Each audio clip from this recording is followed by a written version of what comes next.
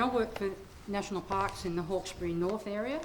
I look after 5 national parks: Yango, Darug, Beauty, Brisbane Water and Popperin, and about 7 or 8 nature reserves. I'm going to talk today about Wamberal Lagoon Nature Reserve.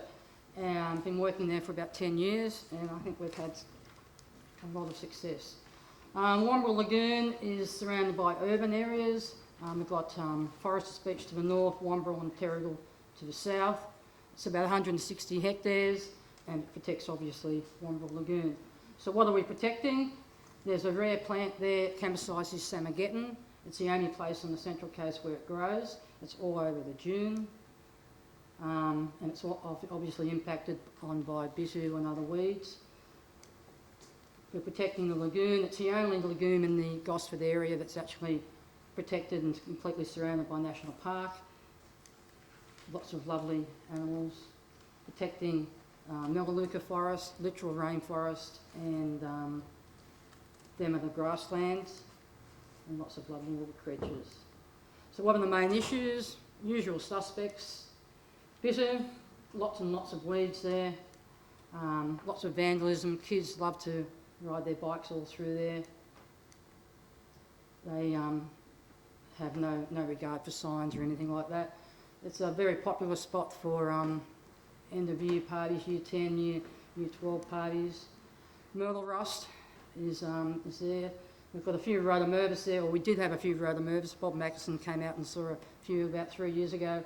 They're all gone now because of the myrtle rust which has attacked them. Arson is a big problem. November 3 years ago, some kids had a bit of a fire down on the beach and took out a whole section of the northern area of the park. It actually did us a bit of a favour because you can see the bitter on the right hand side and the burnt area on the left hand side, and we did have a bit of money so we could actually get in there and save it. So what did we do?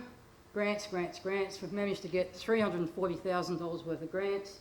NHT, Environmental Trust, just got a big $200,000 one from them. CMA. We've even got neighbours kicking in, private donation of $10,000. And Bisu Tap, Wamberal Lagoon is the third most highly rated of all the Bisu Tap sites in New South Wales. So we've got volunteers. We've got about 20 volunteers that work once a month there. We have TAFE students, university students. We even had the Arbor field trip came out here for a day. That's Virginia's photo again. University students, they come in and do a fair bit of work. So it's cut and paint methods. And we have contractors. The main contractors we use there are Gecko and Bangalow. I call them Gangalo. And they work together there quite well. They're working together on this big $200,000 grant over 6 years. We do cut a lot of areas in for so we can do splather gunning, and that's the results of splattering. Splatter guns just revolutionised what we've been doing there. It's just made it so much quicker. Aerial spraying, we've tried aerial spraying there. So what have we achieved? This is the area where I showed you before where the arson attack was, where it was all burnt out. Because we managed to have a grant, then we had contractors on the ground pretty much straight away. It's all now regenerated into a magnificent littoral rainforest.